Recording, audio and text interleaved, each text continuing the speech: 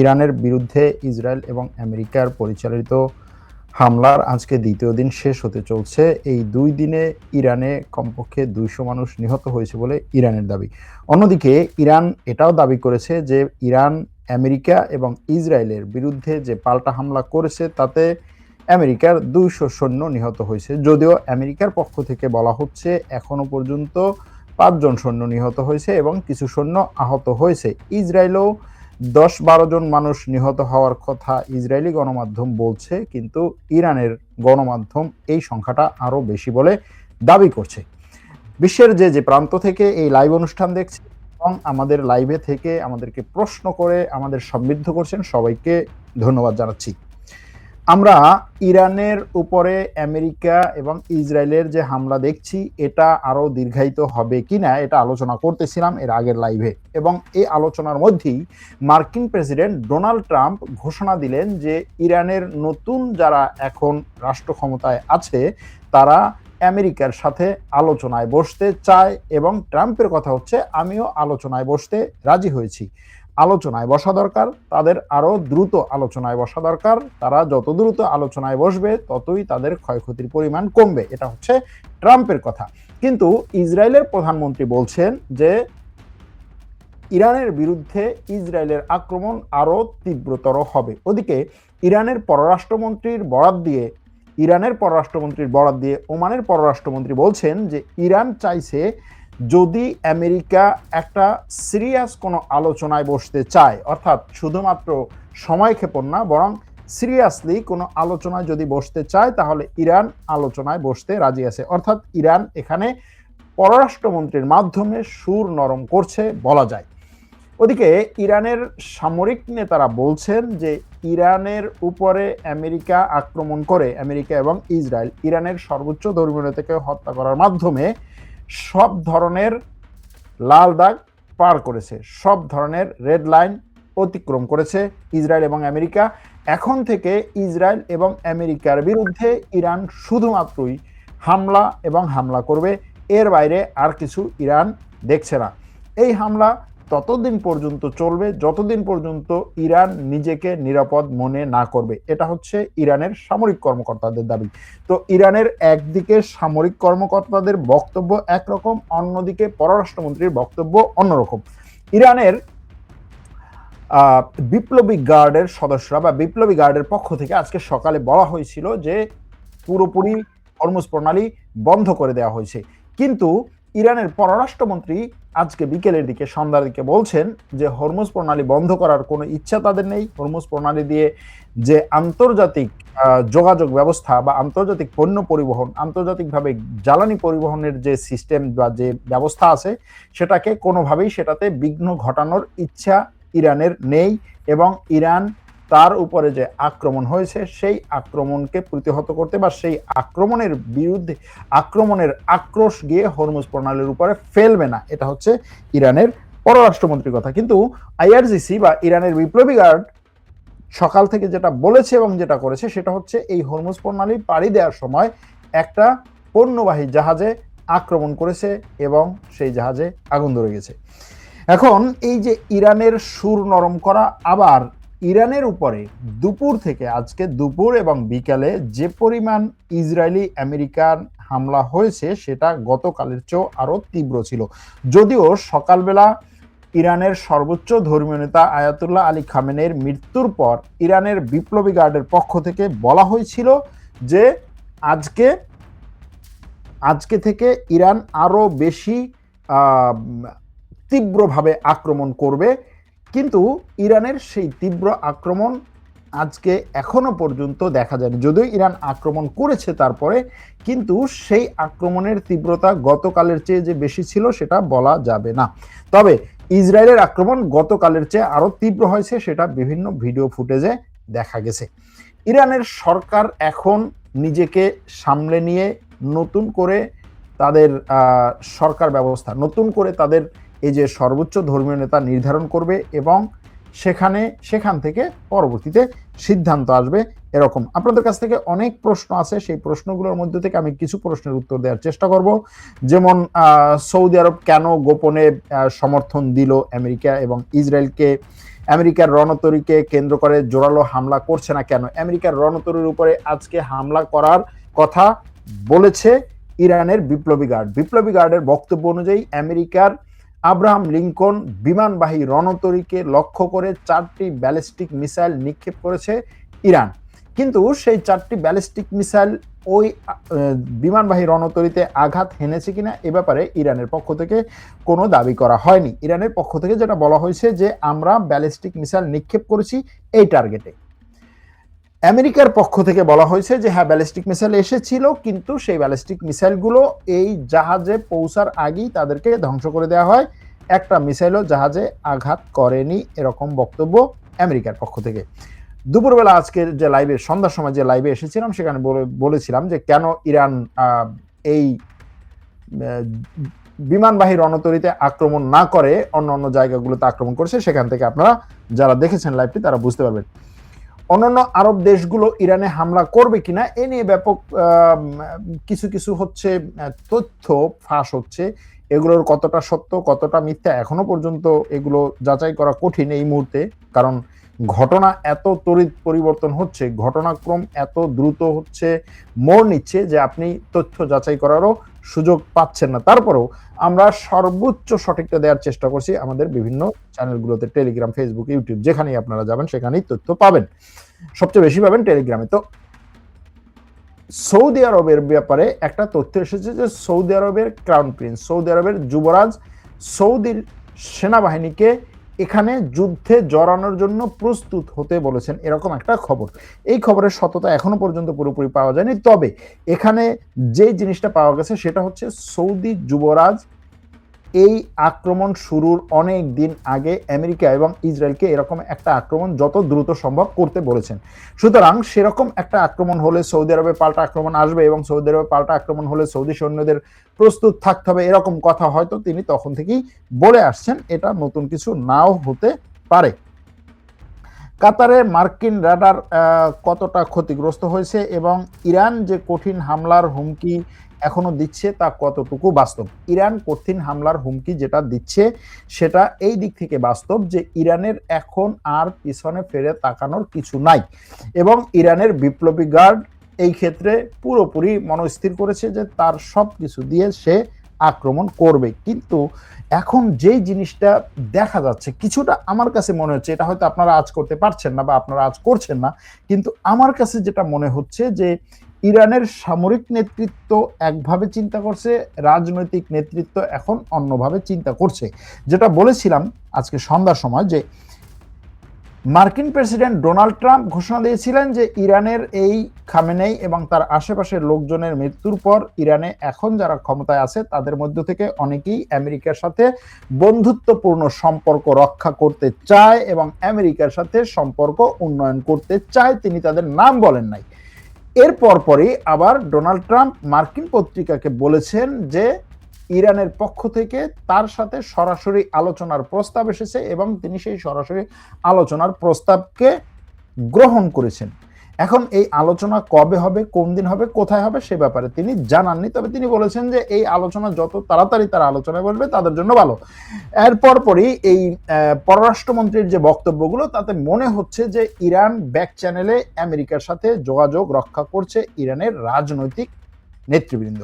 অন্যদিকে ইরানের সামরিক নেতৃবৃন্দ বা ইরানের সামরিক শাখা, ইরানের বিপ্লবী গার্ড ব্যাপক পরিমাণে আক্রমণ চালাচ্ছে তাদের সর্বোচ্চ শক্তি দিয়ে। তাদের কথা হচ্ছে আমরা আমাদের সর্বোচ্চ শক্তি দিয়ে আক্রমণ চালাবো, এখনো চালায়নি, এটা হচ্ছে তাদের কথা। এমনকি আজকে সন্ধ্যা পর্যন্ত ইরানের সামরিক নেতৃবৃন্দের যে কথাবার্তা সেটা হচ্ছে যে আমাদের সর্বোচ্চ শক্তি এখনো ব্যবহার করিনি, কিন্তু যদি আমরা ব্যবহার করি তাহলে আমেরিকা এবং ইসরায়েল অনুশোচনায় ভুগবে যে হারে আমরা কেন ইরানে আক্রমণটা করলাম, আক্রমণ করে ভুল হয়েছে, এই ভুলের কারণেই এখন দেখো ইরান আমাদেরকে এমন পিটুনি দিছে। এইটা হচ্ছে তাদের কথা যে এমন পিটুনি দেব যে তারা অনুশোচনায় ভুগবে, কিন্তু সেই পিটুনি এখনো পর্যন্ত তারা দেয় নাই বা দিচ্ছে না। এখন এই ঘটনাগুলোর মধ্যে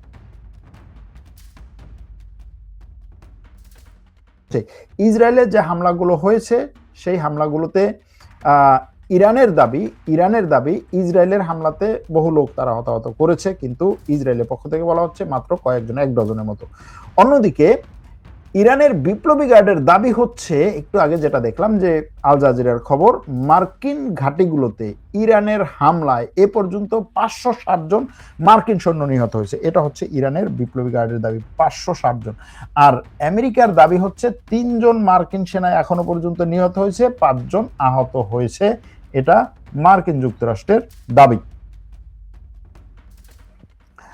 আর গতকাল ইরানের যে একটা স্কুলে হামলা করেছিল ইসরায়েল আমেরিকা, সেই হামলায় এখনো পর্যন্ত 167 জন শিশু নিহত হয়েছে বলে খবর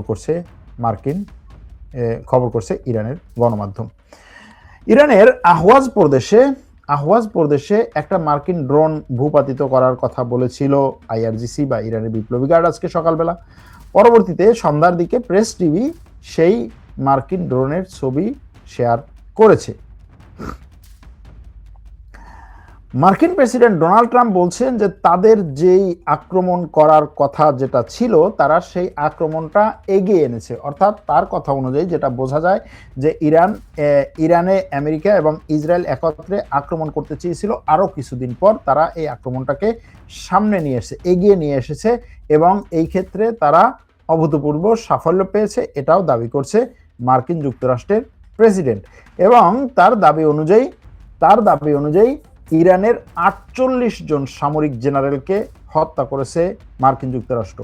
40 জনের কথা বলেছিল ইসরায়েল, এখন 48 জনের কথা বলছে মার্কিন প্রেসিডেন্ট। কোনটা সত্য কোনটা মিথ্যা এই মুহূর্তে বোঝা অবশ্যই কঠিন।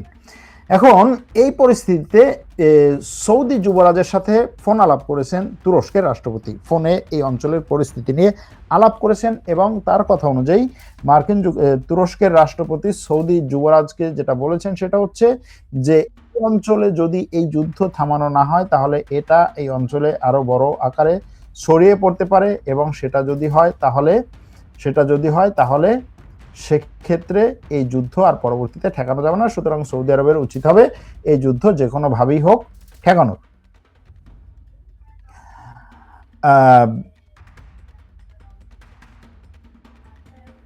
নেতানিয়াহু বলছে যে এই আক্রমণকে সে আরো ত্বরান্বিত করতে চায়, আরো শক্তিশালীভাবে আক্রমণ করতে চায়।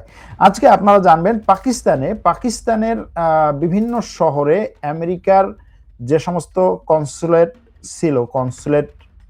ভবন সেগুলোতে আক্রমণ করে পাকিস্তানিরা, এবং আক্রমণ করলে সেই আক্রমণ ফিরাতে গেলে পুলিশের সাথে ধাওয়া পাল্টা দেওয়া এবং পুলিশের গুলিতে কমপক্ষে 11 জন মানুষ নিহত হয়েছে পাকিস্তানে এই ঘটনার কারণে। অর্থাৎ আমেরিকা ইরানে আক্রমণ করার কারণে ইরানের সমর্থনে পাকিস্তানে ব্যাপক পরিমাণে আমেরিকা বিরোধী বিক্ষোভ হয় এবং তারা আমেরিকার দূতাবাস এবং কনসুলেটের সামনে জড়ো হয়ে সেগুলো ভাঙার চেষ্টা করে। এখনো পর্যন্ত এই মুহূর্তে ইরানের রাজধানীতে ব্যাপক পরিমাণে হামলা এবং বিস্ফোরণের খবর পাওয়া যাচ্ছে। ইসরায়েলের যুদ্ধ বিমান ইরানের রাজধানীতে হামলা চালাচ্ছে এবং সেখান থেকে বিস্ফোরণের খবর পাওয়া যাচ্ছে। ওদিকে ইরানের বিপ্লবী গার্ডের পক্ষ থেকে আজকে সকালবেলা একটা দাবি করা হয়েছে যে ইরানের যুদ্ধ বিমান দিয়ে মার্কিন ঘাঁটিতে আক্রমণ করেছে। কোন ধরনের যুদ্ধ বিমান দিয়ে বা সেই যুদ্ধ বিমানে আক্রমণের ভিডিও ফুটেজ বা সেই আক্রমণের কোনো তথ্য ইরানের পক্ষ থেকে দেওয়া হয়নি, কিন্তু তারা এই কথাটি বলেছে এবং এটা নিউজ করেছে ইরানের তাসনিম নিউজ নেটওয়ার্ক।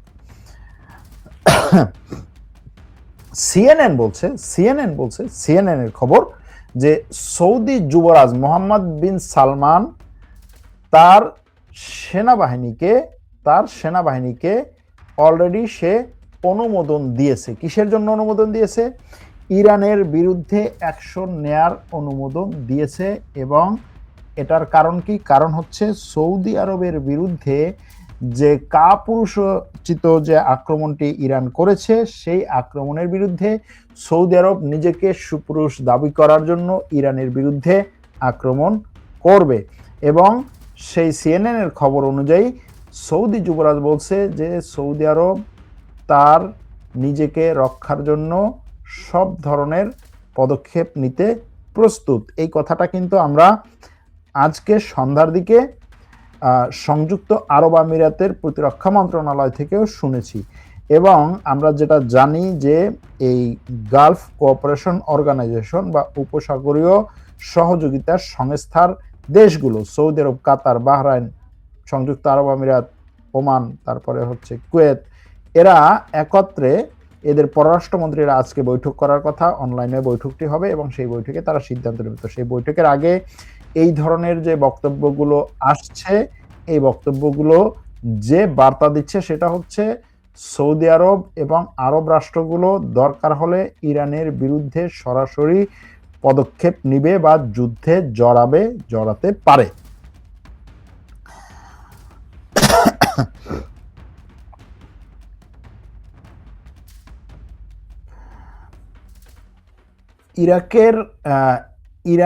ইরানের ব্যালিস্টিক মিসাইল স্থাপনায় হামলা করেছে মার্কিন বি-2 স্টিলথ বিমান। কথাটা বলছে কে? US central command. US CENTCOM কিছুক্ষণ আগে বলেছে যে গত রাতে মার্কিন বি-2 স্টিলথ বোমারু বিমান 2000 পাউন্ডের বোমা নিয়ে ইরানের ব্যালিস্টিক মিসাইল স্থাপনায় হামলা করেছে। এটা হচ্ছে তাদের দাবি।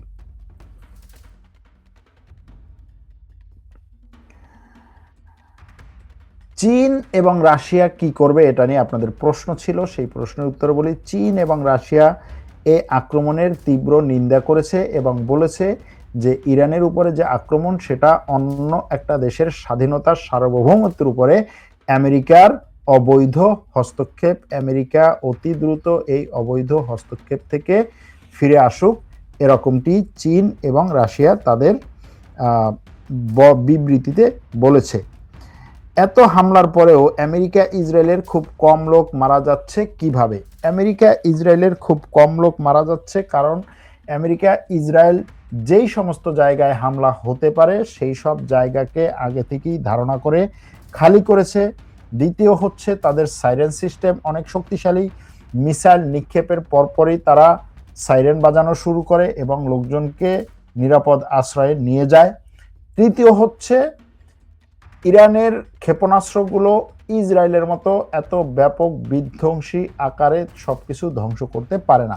আপনারা দেখবেন ইরানের ক্ষেপণাস্ত্রগুলো বা ইরানের মিসাইলগুলো, ইরানের ড্রোনগুলো যদি কোনো একটা ভবনে আঘাত হানে, ওই ভবনের যেই জায়গাতে আঘাত হানছে হয়তো সেই রুমটা বা সেই ফ্ল্যাটটা, সেই এরিয়াটা, সেই অ্যাপার্টমেন্টটা হয়তো ধ্বংস হচ্ছে, কিন্তু এর বাইরে তেমন বড় ধরনের বিধ্বংসী চরিত্র দেখা যায় না। কিন্তু ইসরায়েলের বা আমেরিকার বিশাল বিশাল যে বাংকার বাস্টার বা ব্যাপক বিধ্বংসী বোমাগুলো, এই যে একটু আগে বললাম 2000 পাউন্ড ওজনের যে বোমাগুলো, সেগুলো যখন বিস্ফোরিত হয় তখন দেখা যায় যে পুরো একটা হাউজিং এরিয়া একেবারে মাটির সাথে মিশিয়ে দিতে পারে। ট্রাম্প কি ইসরায়েলের ফাঁদে পড়লেন? না, ইসরায়েলের ফাঁদে ট্রাম্প পড়েনি। কি কারণ হচ্ছে ট্রাম্প আগে থেকেই এটা নির্ধারণ করে রেখেছে যে সে ক্ষমতায় আসলে ইরানের বিরুদ্ধে একটা অ্যাকশনে যাবে। কারণ এর আগেও দেখা গেছে যে ট্রাম্প ক্ষমতায় আসার পরে তখনকার ইরানের বিপ্লবী গার্ডের প্রধান সুলাইমানিকে হত্যা করেছিল। যুক্তরাষ্ট্র কি ইরানের রেজিম পাল্টাতে পারবে বা ইরানের সরকারের উপর মাতব্বরি করতে পারবে? এই প্রশ্ন এসেছে। এটার উত্তর হচ্ছে এখনই এই মুহূর্তে এটা হ্যাঁ অথবা না বলা কঠিন। তবে যুক্তরাষ্ট্র এবং যুক্তরাষ্ট্র এবং ইসরায়েল এরা অবশ্যই চাইবে যত দ্রুত সম্ভব ইরানে রেজিম পরিবর্তন করে তাদের মতো করে একটা সরকার বা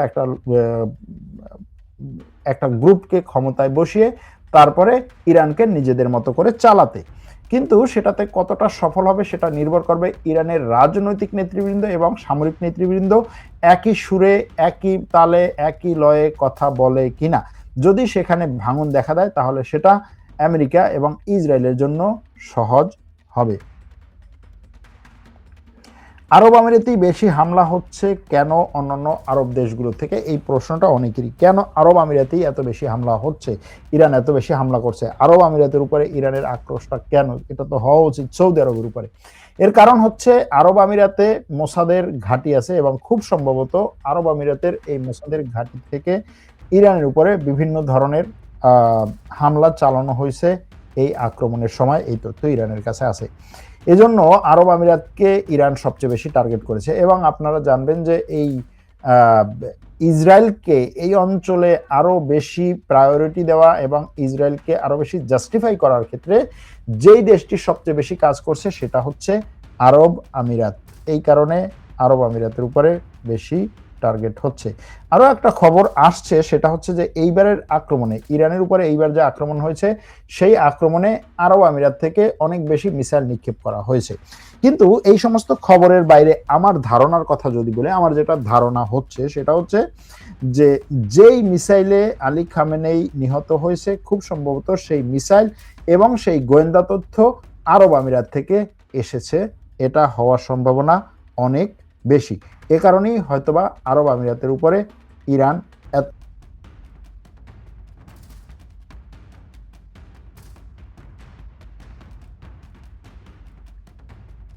এবারে আপনাদের কিছু প্রশ্ন দেখব এবং সেই প্রশ্নগুলোর উত্তর দেওয়ার চেষ্টা করব। প্রায় 600 মন্তব্য এসেছে এখনো পর্যন্ত। আমাদের সাথে লাইভে আছেন, এই রাতে লাইভে আছেন প্রায় 7-8 হাজার মানুষ। তাদের সবাইকে আমরা অবশ্যই মোবারকবাদ জানাই। প্রায় 20 মিনিট ধরে আমাদের সাথে লাইভে আছেন। ভাই, নেতানিয়াহু কি মারা গেছে? কেন নেতানিয়াহু মারা যাওয়ার কোনো খবর আমি দেখিনি এখনো পর্যন্ত। নেতানিয়াহুর বিভিন্ন বক্তব্য এসেছে। ইরানের সর্বোচ্চ যুক্তরাষ্ট্র এবং ইসরায়েলের সমরাস্ত্র ভান্ডার দিয়ে একটানা কতদিন যুদ্ধ করার ক্ষমতা আছে ইরানের বিপক্ষে? কতদিন যুদ্ধ করার ক্ষমতা আছে ইরানের বিপক্ষে এটা জানি না, তবে এতটুকু জানি যে এইখানে শুধুমাত্র যুক্তরাষ্ট্র এবং ইসরায়েলের সমরাস্ত্র ভান্ডার না, আপনি পুরো পশ্চিমা দেশের ইসরায়েলের সমরাস্ত্র ভান্ডারকে মূল্যায়ন করতে হবে। আর সেটা মূল্যায়ন করতে গেলে আপনার অবশ্যই দেখতে হবে যে ইরানের চেয়ে অবশ্যই তাদের এই সমরাস্ত্র ভান্ডার, সামষ্টিক সমরাস্ত্র ভান্ডার অনেক বড়। ইরানের সর্বোচ্চ নেতা নাকি বেঁচে আছে, নিউজটা কি সত্য? এরকম খবর তো আমি জানি না, কোথাও দেখি নাই। এখন আপনারা যদি কোনো মানে কি বলে কোনো হচ্ছে তথ্য সূত্রে পেয়ে থাকেন সেটা আপনাদের ব্যাপার। আমি যেটা জানি সেটা হচ্ছে ইরানের সব রাষ্ট্রীয় গণমাধ্যম, টেলিভিশন চ্যানেলের সংবাদ পাঠক পাঠিকারা পর্যন্ত সংবাদ পাঠ করার সময়, এই খামেনেইর মৃত্যুর সংবাদ পাঠ করার সময় তারা ব্যাপক পরিমাণে কেঁদেছেন এবং তারা কাঁদতে কাঁদতে এই খবর পাঠ করেছেন এবং একই সাথে বলেছেন যে নেতানিয়াহু আর ট্রাম্পের বিরুদ্ধে ইরান অনেক বড় ধরনের প্রতিশোধ নেবে। ইরানের বিপ্লবী গার্ড সরাসরি বলেছে যে আয়াতুল্লাহ খামেনি মারা গেছে। ইরানের পররাষ্ট্রমন্ত্রী, ইরানের সর্বোচ্চ কর্মকর্তারা বলেছেন। এখন আপনি কোন জায়গা থেকে এটা পেয়েছেন আমি জানি না। আরব দেশের ভিতর থেকে শিয়া সম্প্রদায়ের গৃহযুদ্ধের দিকে যেতে শুরু করেছে, বিশেষভাবে বাহরাইন, পাকিস্তান। এটা আমার কাছে মনে হয় না আরব দেশের ভিতর থেকে শিয়া সম্প্রদায় গৃহযুদ্ধের দিকে যেতে পারবে না। আর পাকিস্তান যেহেতু আরব দেশ না, বাহরাইনে কিছু শিয়া সম্প্রদায় আছে, কিন্তু তারা যথেষ্ট পরিমাণে শক্তিশালী হতে পারবে বলে আমার কাছে মনে হয় না। ইরানের কি নিউক্লিয়ার বম বা পরমাণু অস্ত্র আছে? না, ইরানের পরমাণু অস্ত্র নেই। যদি থাকতো এতদিন পর্যন্ত ইরান ঘোষণা দিত। আর যদি এরপরে পরমাণু অস্ত্র থাকেও সেটাকে পরমাণু অস্ত্র না বললে সেটাকে মোয়া বলতে পারেন, যে একটা মোয়া নিয়ে ইরান বসে আছে। কারণ পরমাণু অস্ত্র থাকার পরে ঘোষণা না দিয়ে তার সবকিছু ক্ষতি করার পরে, তার সবকিছু শেষ করার পরে যদি সে ওটা হাতে নিয়ে বসে থাকে তাহলে তো সেটা থাকার না থাকার কোনো পার্থক্য নেই। ওমানে কেন হামলা করে নাই? কারণ হচ্ছে ওমানের সাথে ইরানের সম্পর্ক অনেকদিন ধরেই ভালো ছিল। হামলা করেছে দুইটা, সম্পর্ক অনেকদিন ধরেই ভালো ছিল এবং ওমান ইরানকে অনেকভাবে সহযোগিতাও করেছে। এক হচ্ছে এই যে ইসরায়েল আমেরিকার সাথে যে আলোচনাটা, সেক্ষেত্রে ওমান সহযোগিতা করেছে। আবার এই হুথিদের সাথে ইরানের যে একটা সম্পর্ক, হুথিদের কাছে অস্ত্র দেওয়া নেয়ার, এই ক্ষেত্রে ওমান যথেষ্ট পরিমাণে সহযোগিতা করেছে ইরানকে। এই যুদ্ধ কি দীর্ঘায়িত হবে? খুব বেশি দীর্ঘায়িত হওয়ার সম্ভাবনা কম, কারণ ট্রাম্প এই যুদ্ধটাকে বেশি দীর্ঘায়িত করতে চাইছে না। ইরান নিউক্লিয়ার ডেভেলপ টেস্টের ঘোষণা করতে পারে? পসিবল না, পসিবল না। আমেরিকা ইসরায়েল মিথ্যা কথা বলে না সত্য কথা বলে, এটা জানতে চাইছিলাম। দেখুন, আমেরিকা এবং ইসরায়েল তো আসলে রাষ্ট্র না, কথা বলে হচ্ছে এই দেশের রাষ্ট্রপ্রধানরা, সরকার প্রধানরা, সরকারের ঊর্ধ্বতন কর্মকর্তারা, বিভিন্ন ধরনের ডিপ্লোম্যাটরা এবং গণমাধ্যম। সুতরাং এই গণমাধ্যমগুলো সত্য কথা বলে না মিথ্যা কথা বলে, এটা এক কথায় বলা কঠিন, কিন্তু তাদের মধ্যে অনেক ধরনের ম্যানিপুলেটেড খবরও থাকে, কিন্তু বেশিরভাগ ক্ষেত্রেই সঠিক খবরটা প্রচার করার চেষ্টা করে, যতটা বিভিন্ন মুসলিম দেশের গণমাধ্যমও করে। আরব দেশের ইরান যদি আপোষই করে তাহলে এত এত ক্ষতি ডেকে আনার কারণ কি? ইরানের আসল মূল উদ্দেশ্য কি? এটাই হচ্ছে বড় প্রশ্ন, যে ইরান যদি আপোষই করে তাহলে এত এত ক্ষতি টেনে আনার কারণ কি? এটার কারণ হচ্ছে ইরানকে এর আগে যেভাবে আপোষের জন্য চাপ দেওয়া হয়েছিল বা ডেকে আনা হয়েছিল, সেখানে আসলে আপোষ বলতে কিছু ছিল না। যেমন ধরুন, ইরান সেখানেও তখনও হচ্ছে বলেছে যে আমি দরকার হলে আমার পরমাণু প্রকল্প পুরোপুরি হচ্ছে জিরোতে নামিয়ে নিয়ে আসবো, তারপরে তুমি আমার উপর থেকে সব নিষেধাজ্ঞা উঠিয়ে নাও। কিন্তু আমেরিকার কথা ছিল যে নিষেধাজ্ঞা আমি ধাপে ধাপে আস্তে আস্তে আস্তে আস্তে 20 বছর উঠাবো, কিন্তু তুমি পরমাণু প্রকল্প এখনই বন্ধ করে দেওয়া, তোমার মিসাইল সিস্টেম পুরোপুরি ধ্বংস করে দেওয়া। মানে যেই সমস্ত জিনিস ইরানের কাছ থেকে চেয়েছিল সেগুলো দেয়া আর এইভাবে হচ্ছে মারা যাওয়া প্রায় একই রকম। সুতরাং সেখানে ওইগুলো দিয়ে তারপরে হচ্ছে বিড়ালের মতো বেঁচে থাকার চেয়ে এইভাবে বাঘের মতো মারা যাওয়া ইরানের জন্য গুরুত্বপূর্ণ বলে বলছে ইরানের শীর্ষ নেতারা।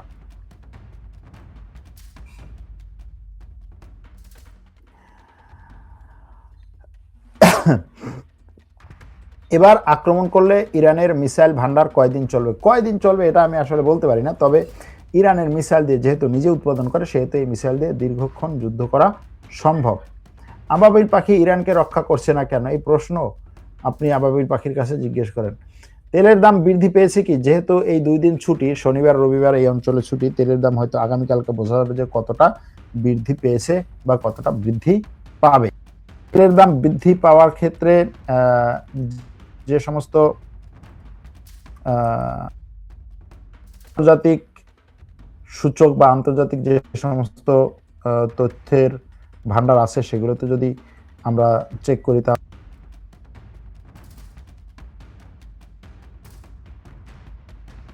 কতটুকু বেড়েছে নাকি কতটুকু কমেছে, আমি হয়তো একটু পরে আপনাদেরকে বলতে পারবো তেলের দাম বাড়া বা না বাড়ার বিষয়ে।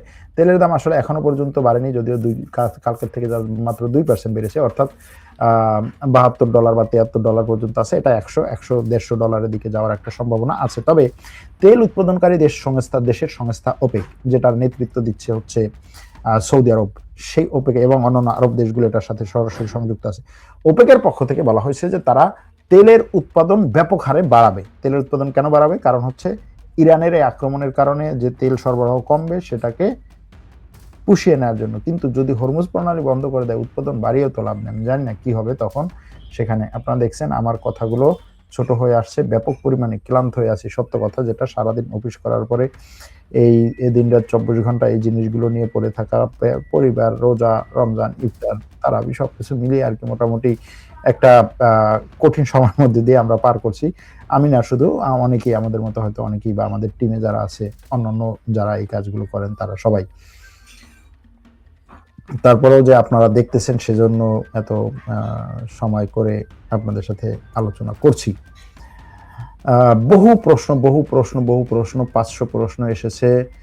কেউ কেউ অনেক ধরনের ইরানের কাছে কি ধরনের এয়ার ডিফেন্স সিস্টেম আছে, ইসরায়েল আমেরিকা কিভাবে ইরানের আকাশ আধিপত্য অর্জন করে। দেখেন, এইগুলো সিম্পল জিনিস। ইরানের কাছে যে কয়টা বিভিন্ন ধরনের এয়ার ডিফেন্স সিস্টেম আছে, 200 পাল্লার, 300 পাল্লার, 250 পাল্লার, এই ধরনের এয়ার ডিফেন্স সিস্টেম আছে, কিন্তু সেই এয়ার ডিফেন্স সিস্টেমগুলোকে যদি আপনি আগে থেকে আগে থেকে ধ্বংস করতে পারেন। এয়ার ডিফেন্স সিস্টেমের 4-5টা হচ্ছে আছে আর কি। একটা এয়ার ডিফেন্স সিস্টেমের 4টা অংশ আছে। একটা হচ্ছে রকেট লঞ্চার, আরেকটা হচ্ছে রাডার, আরেকটা হচ্ছে আপনার এই কমান্ড রুম। এখন যে কোনো একটা এয়ার ডিফেন্স সিস্টেমের এই 4-5টা জিনিসের যদি আপনি যে কোনো একটা ধ্বংস করে দেন, ওই এয়ার ডিফেন্স সিস্টেম কানা হয়ে যায়, ওটা কাজ করতে পারে না। সুতরাং এই এয়ার ডিফেন্স সিস্টেম দিয়েই যে পুরো হচ্ছে একটা দেশের আকাশ ব্যবস্থা রক্ষা করে, বিষয়টা এরকম না। এয়ার ডিফেন্স সিস্টেম সম্পর্কে আমাদের কম ধারণা থাকার কারণে আমরা হচ্ছে আয়রন ডোম বা হচ্ছে স্টিল ডোম, এই ধরনের গল্পগুলোর কারণে মনে হয় কি যে এই ডোমটা এমন একটা জিনিস যে এটা হচ্ছে একটা মসজিদের গম্বুজের মতো এবং এই গম্বুজ ভেদ করে কোনো কিছু আসতে পারে না। বিষয়টা সেরকম না। শুধুমাত্র এয়ার ডিফেন্স আপনার আকাশকে রক্ষা করতে পারবে না যদি আপনার হচ্ছে যুদ্ধ বিমান না থাকে এবং এটার সাথে সম্পৃক্ত আকাশকে সুরক্ষা করার জন্য আরো যেই সমস্ত ইকুইপমেন্ট আছে সেগুলো যদি আপনার না থাকে। ইরানের কাছে কানি কি আমেরিকার সেই গোপন বন্ধু? হ্যাঁ, এরকম একটা খবর বা এরকম একটা প্রশ্ন আপনাদের কাছ থেকে আসছে। যে ইরানের একজন কমান্ডার ইসমাইল কানি তিনি কেন বার, কারণ হচ্ছে ইসমাইল কানি এর আগে হাসান নাসরুল্লাহকে যখন আক্রমণ করা হয়েছিল, হাসান নাসরুল্লাহ আপনারা জানবেন হিজবুল্লাহ নেতা হাসান নাসরুল্লাহকে যখন লেবাননে আক্রমণ করা হয়েছিল সেই দিন তিনি লেবাননেই ছিলেন এবং কিছুক্ষণ আগে ওই আক্রমণের কিছুক্ষণ আগে হাসান নাসরুল্লাহর সাথে তিনি বৈঠক করেছেন, কিন্তু আক্রমণের সময় তার সাথে বৈঠকে ছিলেন না, সেখান থেকে বেঁচে গেছেন। 12 দিনের যুদ্ধে যখন ঊর্ধ্বতন কর্মকর্তারা নিহত হয় ইরানের, তখনও তিনি বেঁচে যান। এমনকি আলী খামেনাইকে যে গতকালকে হত্যা করা হয়েছে তার সে যে বৈঠক, এই বৈঠকে যাদেরকে হত্যা করা হয় তিনিও সেই বৈঠকে ছিলেন, এই ইসমাইল কানি কিন্তু এই বৈঠকের উপরে আক্রমণের কিছুক্ষণ আগেই তিনি সেখান থেকে সরে যান।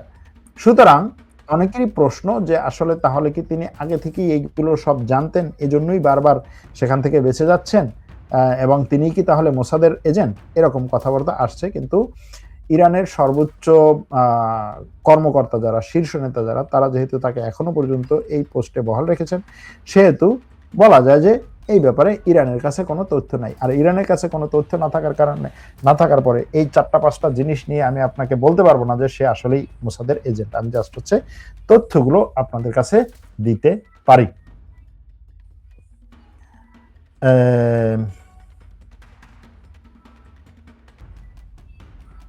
সবাই বলছে মারা গেছে, খামেনেই মারা গেছে, কিন্তু বাংলাদেশের বট বাহিনী গুজব ছড়ায় এখনো বেঁচে আছে। এই বট বাহিনীর থেকে তো বাঁচতে পারলাম না রে ভাই। বট বাহিনী আসলেই গুজব ছড়াতে ছড়াতে এমন একটা অবস্থা। বর্তমান যুদ্ধ পরিস্থিতি জানতে চাই, এবং এই যুদ্ধ পরিস্থিতি চায়নার কাছে থেকে কি ইরান সামরিক সহযোগিতা পাবে? এখনো পর্যন্ত যেহেতু পাচ্ছে না, ভবিষ্যতে আর কতটুকু পাবে জানি না। তবে অনেক দর্শক প্রশ্ন করেন ইরানের পরমাণু অস্ত্র ছিল, সেটা কি হলো, কেন সেটা আক্রমণ করে না? চায়নার কাছ থেকে ইরান এতগুলো যুদ্ধ বিমান পেলো, সেগুলো কোথায় গেল? এত এত এত হচ্ছে রাডার সিস্টেম পেলো, এত এত হচ্ছে এয়ার ডিফেন্স সিস্টেম পেলো, এত এত হচ্ছে লেটেস্ট টেকনোলজির স্যাটেলাইট সাপোর্ট পেলো, সেগুলো কোথায় গেল? রাশিয়ার কাছ থেকে এত এত যুদ্ধ বিমান পেলো, লেটেস্ট টেকনোলজির যুদ্ধ বিমান পেলো, এয়ার ডিফেন্স সিস্টেম পেলো, সেগুলো কোথায় গেল? দেখেন ভাই, এই প্রশ্নগুলো যখন করেন তখন আপনি এই প্রশ্নের সোর্স কি? আমরা বারবার একটা জিনিসকে সামনে নিয়ে আসি ভাই, যে তথ্য আপনি জানবেন সেই তথ্যের সোর্স কি, সেই তথ্য কতটা সঠিক, সেই তথ্য আপনি কার কাছ থেকে শুনছেন, কার কাছ থেকে জানছেন, এই জিনিসগুলো বলতে বলতে আমি মুখে ফেনা তুলে ফেলেছি, কিন্তু আমাদের অনেক দর্শকরা এখনো পর্যন্ত সেই দিকে যাচ্ছেন না।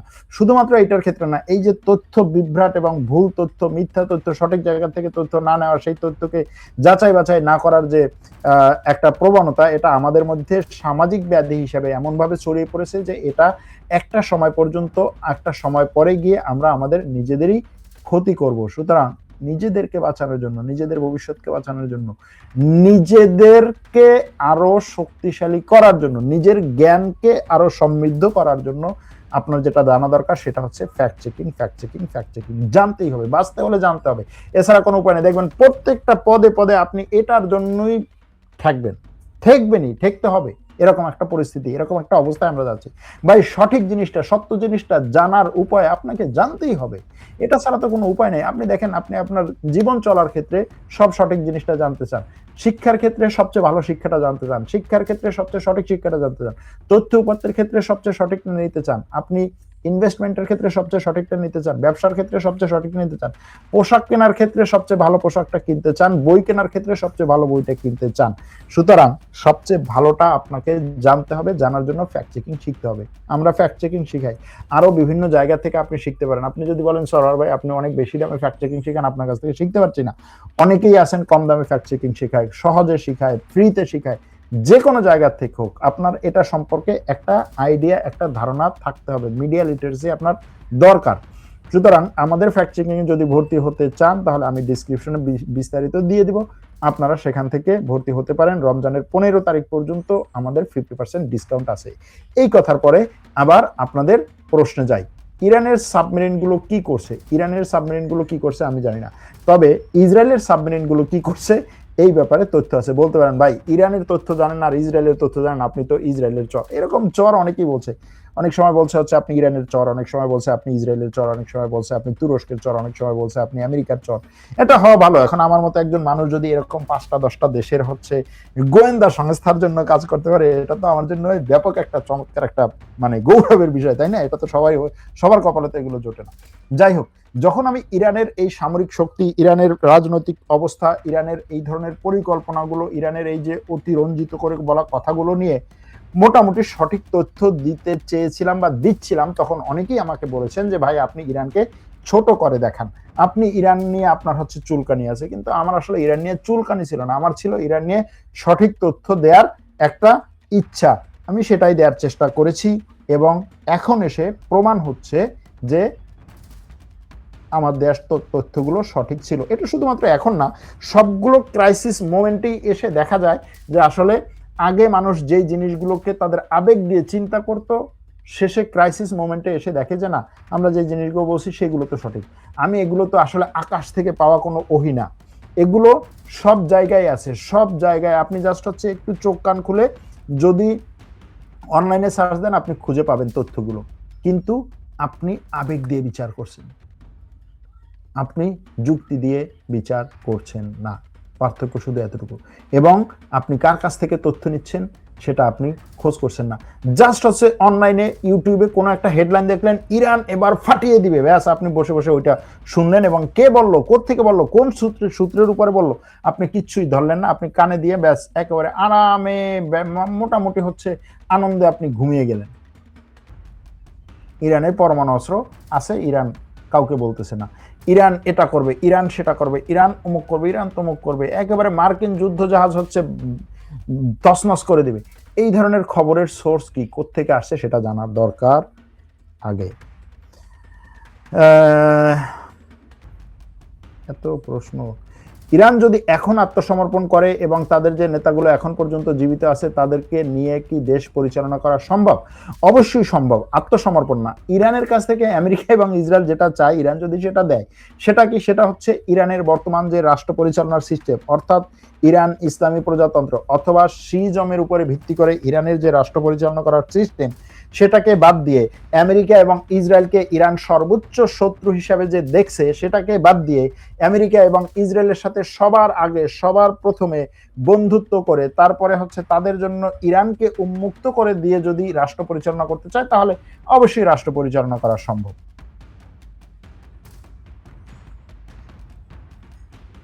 আহমেদিনেজাদ নাকি বেঁচে আছে, আমি জানি না। আহমেদিনেজাদ সম্পর্কে এখনো পর্যন্ত স্পষ্ট তথ্য আমার জানা নেই। কোনো কোনো খবরে বলা হচ্ছে যে তিনি মারা গেছেন, কেউ কেউ বলছেন তিনি জীবিত আছেন।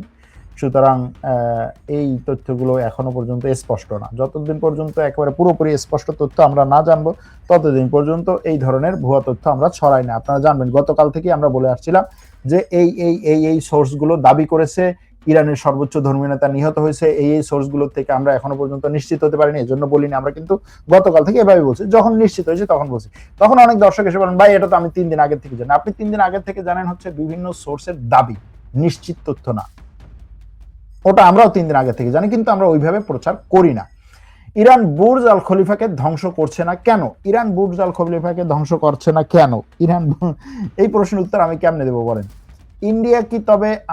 ইন্ডিয়ান কি তবে আপোষ করবে? কার কথা? ইন্ডিয়ান কি মানে ইরান কি তবে আপোষ করবে? ইরান কি রেজা পাহলেভি আসবে এখন? ইরানে এখনো পর্যন্ত রেজা পাহলেভি আসার মতো পরিস্থিতি হয়নি। বিষয়টা এরকম না যে ইরানের এই মানে এই সর্বোচ্চ ধর্মীয় নেতা এবং তার সাথে তার সহচররা মারা গেছে, ব্যাস ইরান একেবারে সবকিছু শেষ হয়ে গেছে, পরিবর্তন হয়ে গেছে। বিষয়টা এরকম না।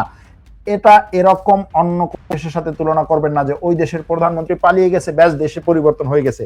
ওই দেশের রাষ্ট্রপতি পালিয়ে গেছে, ব্যাস দেশে পরিবর্তন হয়ে গেছে। ওই দেশের রাষ্ট্রপতিকে আমেরিকা তুলে নিয়ে গেছে, ব্যাস দেশের সবকিছু পরিবর্তন হয়ে গেছে। ওই দেশে দেশের সবকিছু পরিবর্তন হচ্ছে। ইরানের বিষয়টা সেরকম না।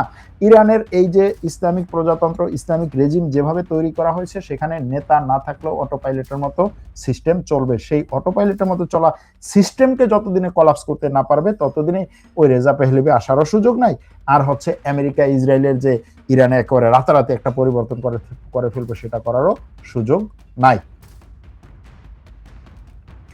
ইরানের সাথে স্বার্থ জুড়ে আছে চায়না, রাশিয়া আর এরা কি ইরানের সাথে সরাসরি যুদ্ধে জড়াবে, বা তারা কি গোপনে ইরানকে সামরিক সহযোগিতা করবে?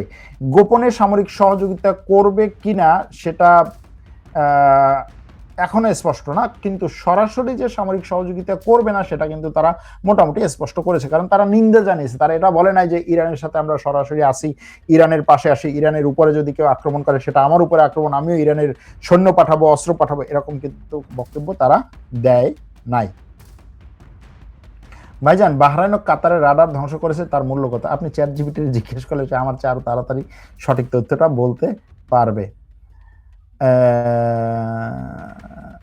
ইহুদি খ্রিস্টান এত উন্নত হয়, তারা কি বুঝতে পারে না ইসলাম একমাত্র সত্য ধর্ম এবং আল্লাহ রসুল সত্য নবী?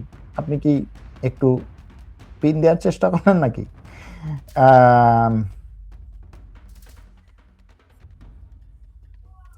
ইরান একটা বিমানও ভূপাতিত করতে পারছে না, এটা ভালো কথা। ইরান একটা বিমানও ভূপাতিত করতে পারেনি এখনো পর্যন্ত, এটা সত্য কথা। সৌদি আরবে কি হামলা করতে পারে ইরান? সৌদি আরব অলরেডি 2-3টা মিসাইল হামলা চালিয়েছে, আর বেশি চালাচ্ছে না। সৌদি আরব যদি ইরানের বিরুদ্ধে যুদ্ধে নামে, পাকিস্তান কি এখানে সরাসরি যুদ্ধে নামবে? আর বাকি আরব কান্ট্রিগুলো কি সৌদির সাথে একমত পোষণ করবে, ইরানের বিরুদ্ধে আক্রমণ চালাবে? সৌদি আরব যদি ইরানের বিরুদ্ধে যুদ্ধে নামে তাহলে আগেই, মানে নামার আগেই এই অন্যান্য আরব দেশের সাথে এবং পাকিস্তানের সাথে আলোচনা করে একটা সমঝোতা এসেই নামবে। অর্থাৎ বিষয়টা এরকম না যে সৌদি আরব যুদ্ধে নামলো তারপরে হচ্ছে অন্যরা আসবে কি না আসবে সেটা নিয়ে আলোচনা করবে, না। নামার আগেই সৌদি আরব এগুলো আলোচনা করে তারপরে নামবে, এবং তাদের সাথে একটা সমঝোতায় এসেই তারপরে নামবে। এজন্য যদি সৌদি আরব যুদ্ধে নামে তাহলে ধরে নেবেন যে ঠিক আছে, অন্যান্য আরব দেশগুলো এটার সাথে যুদ্ধে নামছে। আমেরিকার যুদ্ধ জাহাজগুলোর কি অবস্থা? আমেরিকার যুদ্ধ জাহাজগুলো ভালো আছে, এখনো পর্যন্ত একই অবস্থায় আছে। ইরানের রাজনৈতিক ব্যক্তি ও বিপ্লবী গার্ডের বক্তব্য এবং কাজে বিরোধ দেখা যাচ্ছে, এর কারণ কি জানিয়ে বাধিত করবেন? এটার কারণ আমি তো পুরো লাইভ জুড়েই তো এটার কারণ বর্ণনা করলাম। ভাইয়া, খামেনেই কোথায় কিভাবে মিটিং করছে, এটা কি আমেরিকা ইসরায়েল কিভাবে জানলো? নাকি ইসরায়েলের প্রশাসনের মাঝে অনেক গাদ্দার আছে, ইরানের প্রশাসনের মাঝে অনেক গাদ্দার আছে, নয়তো জানলো কিভাবে? আপনার মন্তব্য কি? দেখেন, এই প্রশ্নটা হয়তো অনেকেই করবেন। এখানে এটা বোঝার জন্য অনেকগুলো জিনিস বোঝা দরকার। সেটা হচ্ছে গোয়েন্দা টেকনোলজি বোঝা দরকার। গোয়েন্দা টেকনোলজির মধ্যে কি কি আছে দেখেন। এই যতগুলো আপনি যা ব্যবহার করেন, যত সফটওয়্যার ব্যবহার করেন, এই আমি যেই প্ল্যাটফর্মের উপর দিয়ে কথা বলছি, এই প্ল্যাটফর্ম থেকে শুরু করে আমি যে মোবাইল ফোনটা ব্যবহার করছি, আমি যে কম্পিউটারটা ব্যবহার করছি, সেটার যে সফটওয়্যার, সেই সফটওয়্যারগুলো পর্যন্ত হচ্ছে তাদের অধীনে। তাদেরকে আপনাকে তাদের কাছে গুরুত্বপূর্ণ মনে হয় না, যে কারণে আপনার ফোন নিয়ে তাদের মাথা ব্যথা নেই।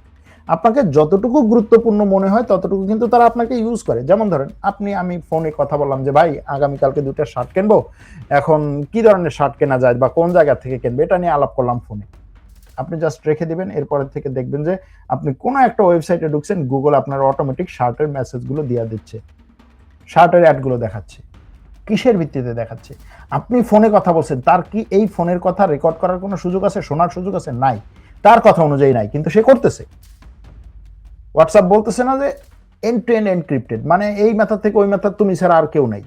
পুরোই ভুয়া কথা, পুরোটাই ভুয়া কথা। ফেসবুক আপনার সব তথ্য সে জানে, আপনি যা শেয়ার করতেছেন জানে। গুগল ম্যাপ কি বলে, যে আপনি যদি অনলাইনে না থাকেন, আপনি যদি অফলাইনেও থাকেন, তারপরে যদি আমার ম্যাপ ব্যবহার করতে চান, আপনি জাস্ট হচ্ছে একটা ওকে দিয়ে রাখেন, অফলাইনেও আপনি আমার ম্যাপ ব্যবহার করতে পারেন। তার মানে হচ্ছে আপনি ব্যবহার করেন বা না করেন, সে অফলাইনেও জানে যে আপনি এই মোবাইলটা নিয়ে কোথায় যাচ্ছেন। এগুলো হচ্ছে নর্মাল সিস্টেম, নর্মাল সফটওয়্যার, যেগুলো আপনি স্বেচ্ছায় তাকে ব্যবহার করতেছেন, ভালোবেসে ব্যবহার করতেছেন, ভাই তোমার আমার দরকার। আর যদি তারা কোনো গোয়েন্দা সফটওয়্যার ঢুকিয়ে দেয় আপনার মোবাইলের ভিতরে, আপনার সফটওয়্যারের ভিতরে, আপনার কম্পিউটারের ভিতরে, আপনার অফিসে, আপনি অন্য যে কোনো ডিভাইস ব্যবহার করেন সেগুলোর ভিতরে, আপনার পোশাকের সাথে, আপনার হাতের আংটির সাথে, এখন আপনার এগুলো ডিটেক্ট করার মতোই হচ্ছে অস্ত্র নাই, করার মতোই হচ্ছে কোনো ইকুইপমেন্ট নাই, তখন আপনি কি করবেন? এটাই একটা জিনিস বললাম, শুধুমাত্র একটা, মানে টেকনোলজি। এরপরে ধরেন স্যাটেলাইট টেকনোলজি। আপনি আমি স্যাটেলাইটের মাধ্যমে জাস্ট হচ্ছে গুগল ম্যাপের মাধ্যমে যদি একটা বাড়ির ছাদ পর্যন্ত, রাস্তায় যাওয়া একটা মানুষের চেহারা পর্যন্ত দেখতে পাই, যেটা তারা ফ্রি আপনাকে আমাকে দিচ্ছে, তাহলে তারা সামরিক টেকনোলজিতে ব্যবহার করার মতো একেবারে তাৎক্ষণিকভাবে স্যাটেলাইট তথ্য বের করার মতো কত উচ্চ পর্যায়ের মানে কি বলে এই ধরনের গোয়েন্দা স্যাটেলাইট তাদের আছে। এরপরে হচ্ছে আহমেদিনেজাদের একটা কথা ছিল যে আমরা ইরানের মধ্যে মোসাদের যে এজেন্ট তাদের বিরুদ্ধে কাউন্টার ইন্টেলিজেন্স একটা এজেন্ট গঠন করতে চেয়েছিলাম। সেই কাউন্টার ইন্টেলিজেন্স ডিপার্টমেন্ট গঠন করার পরে সেটার প্রধান হিসেবে যাকে দায়িত্ব দিয়েছি, কয়েক বছর পরে আমরা বুঝতে পারলাম যে সেই আসলে আবার মোসাদেরই একজন এজেন্ট। তাইলে বুঝেন যে ইরানের মধ্যে কোন লেভেল পর্যন্ত মোসাদের এজেন্ট ছিল।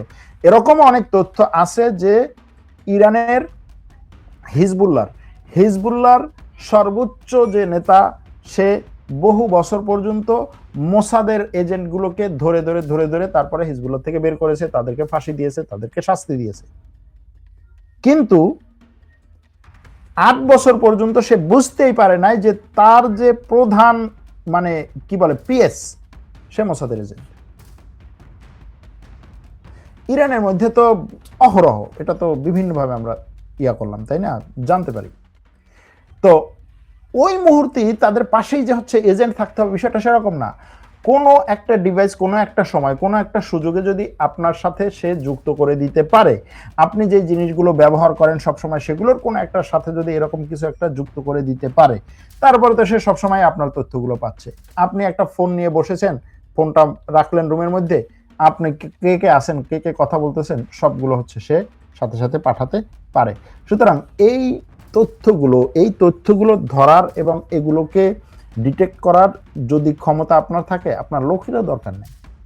অনেকে বলে না যে অমুক দেশের মধ্যে এত এজেন্ট ঢুকিয়েছে, এই দেশে কেন ওই এজেন্টগুলো নাই, অর্থাৎ ইসরায়েল এত এজেন্ট ইরানের মধ্যে ঢুকিয়েছে, ইরানের এজেন্ট কেন ইসরায়েলের মধ্যে নেই? ইরানের এজেন্ট আছে ইসরায়েলের মধ্যে, আপনার এজেন্ট থাকবে, প্রচুর মানুষ আপনি পাঠাতে পারবেন, কিন্তু আপনার যদি টেকনোলজি না থাকে, ওই মানুষ পাঠিয়ে আপনি করবেন কি? আপনি তাদের কাছ থেকে পাঠানোর ডাটা আপনি কিভাবে নিয়ে আসবেন? সেই ডাটাটাকে আপনি কিভাবে হচ্ছে জাস্টিফাই করবেন? সেটা তো আপনার দরকার। তো এইখানে দুইটা জিনিস, একটা হচ্ছে গোয়েন্দা শক্তি আর একটা হচ্ছে টেকনোলজি, এই দুটাকে তারা ব্যবহার করে, এটা তো জানাই। হ্যাঁ, ইরান এখন কেন পারে না, এর অনেকগুলো কারণ আছে। ইরানকে 40 বছর ধরে নিষেধাজ্ঞা দিয়ে রাখা, ইরান 40 বছর ধরে বাইরের থেকে তেমন কোনো ইকুইপমেন্ট নিতে পারে না, বাইরের সাথে যোগাযোগ করতে পারে না, বাইরের সাথে ব্যবসা করতে পারে না, বাইরের কোনো দেশ থেকে সে কোনো ধরনের সাপোর্ট পাচ্ছে না, একা একা যতটুকু সম্ভব। বিশ্বের কোনো দেশ একা একা কোনো কিছু করতে পারে না। আমেরিকা তার যুদ্ধ বিমান বানাচ্ছে হচ্ছে 11টা-12টা দেশের সাথে একত্রে, সেই যুদ্ধ বিমানের পার্টস তৈরি করার জন্য 2000 কোম্পানি বিভিন্ন দেশে হচ্ছে ছড়িয়ে ছিটিয়ে আছে।